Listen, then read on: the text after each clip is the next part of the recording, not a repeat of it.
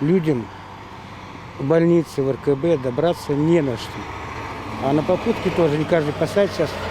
Коронавирус, боятся и опасно. Чтобы добраться до Казани, как бы вынуждена обращаться к своим родственникам, у которых есть машина. Но это опять-таки они же работают. Получается, вынуждена подстраиваться только под утреннее и вечернее время. Зачем отменили? Что, не люди живут, что ли? Тоже такие же люди. Мы же живые, нам куда-то надо ехать, в больницу ехать, к детям ехать, к внукам ехать. Рассматриваем очень много вариантов на сегодняшний день.